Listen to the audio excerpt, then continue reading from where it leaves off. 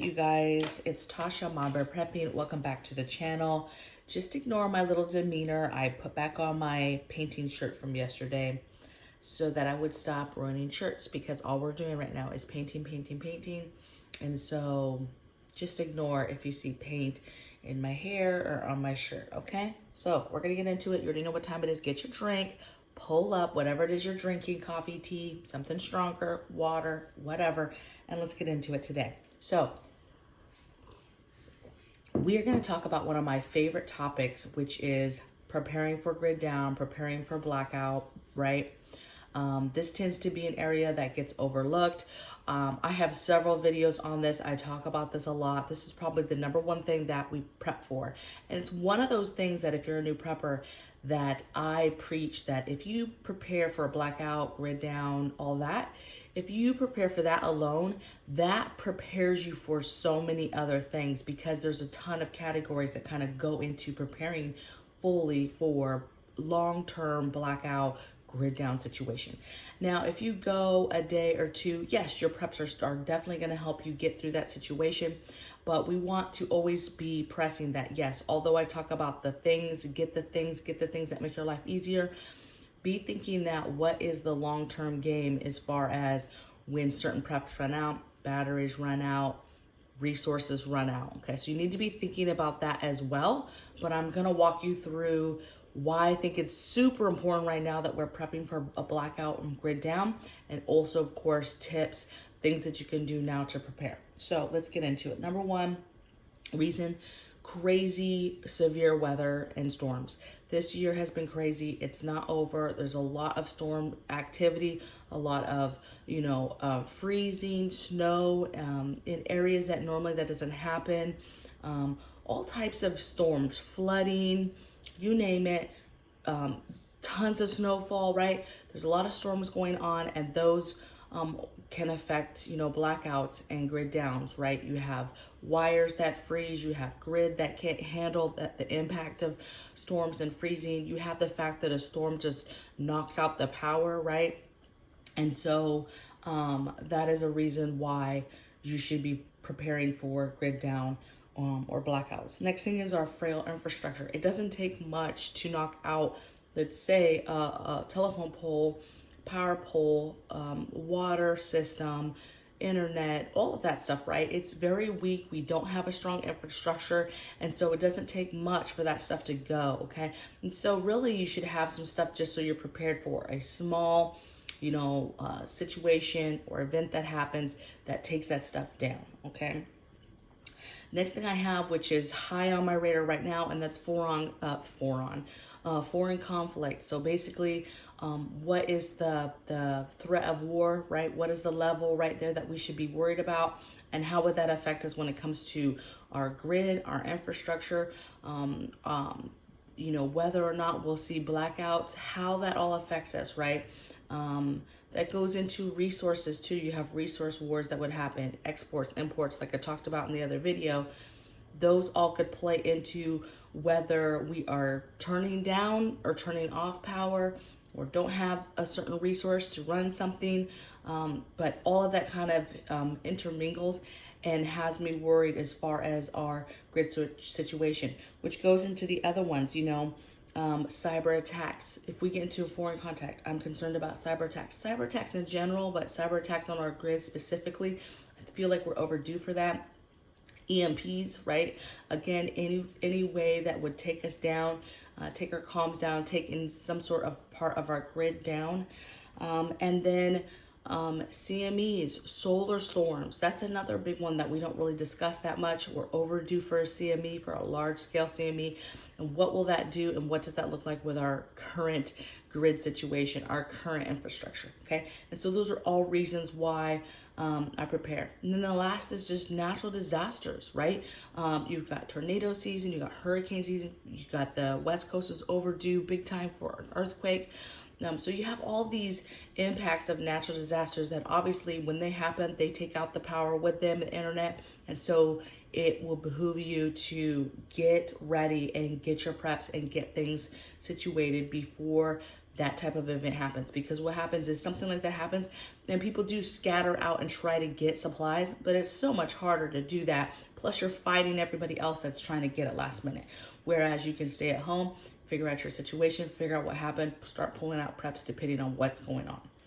Now, as always, I'm gonna walk you through some tips. Think about your daily schedule, okay? And once you figure out your daily schedule, literally walk yourself through what you do every single day, okay? You know, I wake up, I take a shower, I brush my teeth, I put deodorant on, right? Literally every little thing you're doing. You wanna know every little product you're using, everything you're physically doing. Are you washing dishes? Are you cleaning? Are you bathing pets? Are you bathing kids? Are you homeschooling? Are you going to work? What does your schedule look like, okay? And you're writing that down, because then what you're doing is you're essentially getting the items and getting the things you need to be able to continue to do that life in your everyday life, for the most part, the same, right? How are you preparing, for example, the hygiene? First thing you do, you get up, you do hygiene.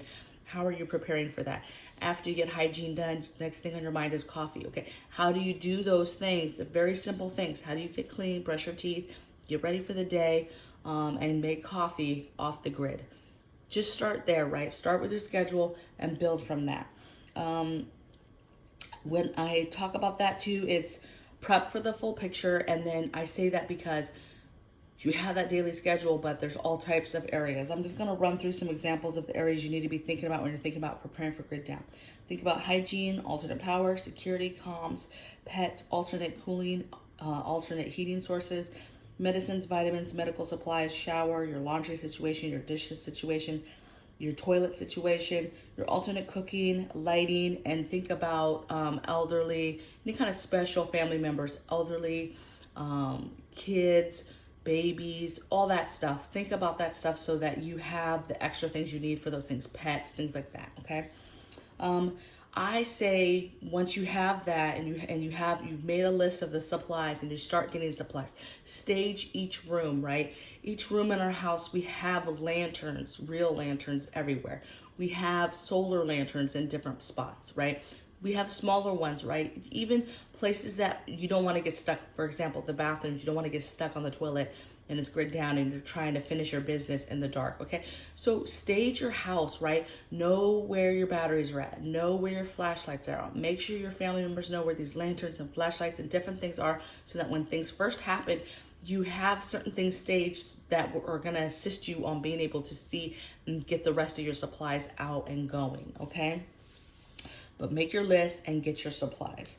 The next thing I have is practice. So if you're able to practice what you're trying to do, so a lot of people, they'll just turn off everything. They'll say no lights, they'll say no cooking, they'll only use their grid down stuff, or they do a camping trip in the backyard, cook over an open fire, whatever it is, but you need to practice, okay? I'm not saying that, you know, make yourself miserable, but when you go through things, you get very comfortable on how to do something, and then it's not stressful at all.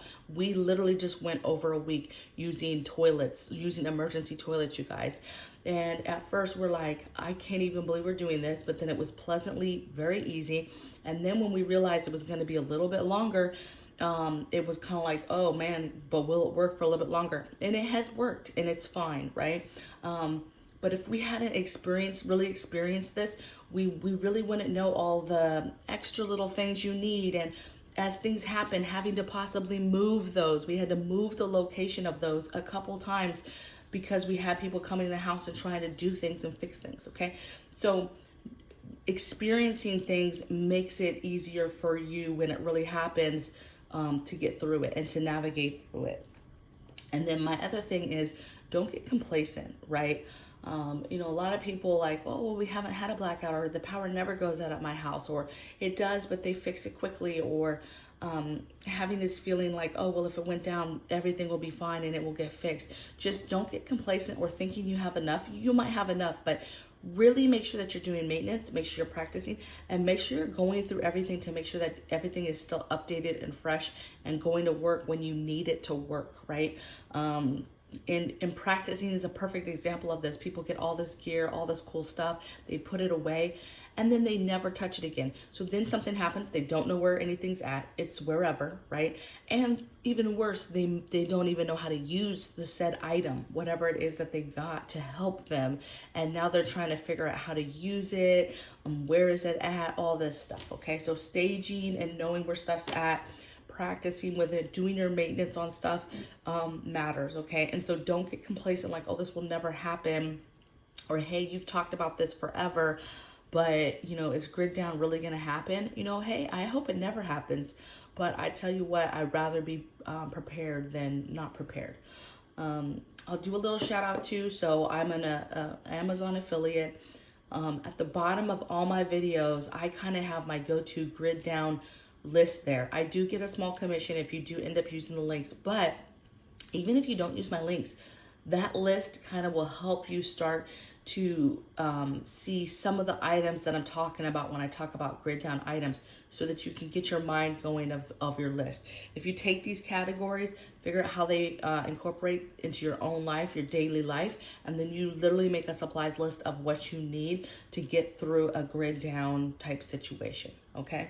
So I hope that you guys enjoyed this video and that you are having fun and not stressing and preparing and getting your things ready for different situations. And for me, I think blackout and grid down preparedness is a huge thing. And if you do that one thing, if you concentrate on preparing for a blackout and grid down, I'm telling you, it prepares you for a lot of different things that could happen to you in different events, okay? Individual events. This will help you, okay?